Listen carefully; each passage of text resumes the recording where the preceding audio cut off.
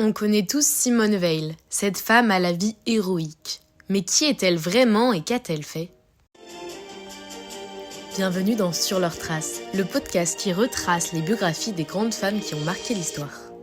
Simone Jacob naît le 13 juillet 1927 à Nice. Elle est la plus jeune des 4 enfants d'une famille juive. Son père, André Jacob, est architecte et sa mère, Yvonne, est passionnée de culture et de littérature. En 1939, la Seconde Guerre mondiale éclate. Pendant l'occupation, le sud de la France reste encore plutôt sûr, mais tout change en 1943 avec l'avancée des troupes allemandes. Des Juifs sont tous les jours arrêtés et embarqués dans des trains pour une destination encore inconnue. Simone se cache en poursuivant ses études à domicile et parvient même à passer son bac.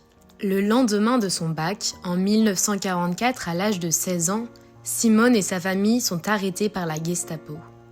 Elle est déportée avec sa mère et sa sœur Madeleine au camp d'Auschwitz-Birkenau, où elle ment sur son âge pour éviter l'extermination. Une surveillante allemande lui sauve la vie en lui disant qu'elle est trop jolie pour mourir et la transfère avec sa mère et sa sœur dans un camp annexe. Après une marche de la mort de 70 km et d'un voyage en train de 8 jours sans nourriture ni eau, Yvonne, sa mère, meurt du typhus juste avant la libération. Son père et son frère, déportés en Lituanie, disparaissent sans laisser de traces. Simone revient en France en mai 1945. Malgré tout cela, elle reprend ses études et intègre l'Institut d'études politiques de Paris, où elle rencontre Antoine Veil, qu'elle épouse en 1946. Le couple aura 3 fils. Simone renonce à sa carrière d'avocate et devient magistrate en 1956.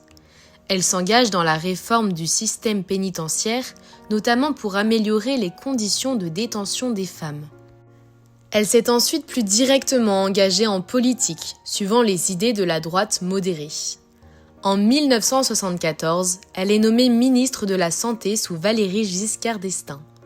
C'est dans ce rôle qu'elle présente la loi Veil, autorisant l'interruption volontaire de grossesse, un combat difficile marqué par des attaques virulentes. La loi entre en vigueur en 1975. Après la Seconde Guerre mondiale, l'idée de créer une institution européenne voit le jour. Simone croit en l'importance d'une union des nations pour éviter d'autres guerres. En 1979, Simone devient la première présidente du Parlement européen, élue au suffrage universel. Elle défend avec ferveur l'unification européenne et la mémoire de la Shoah.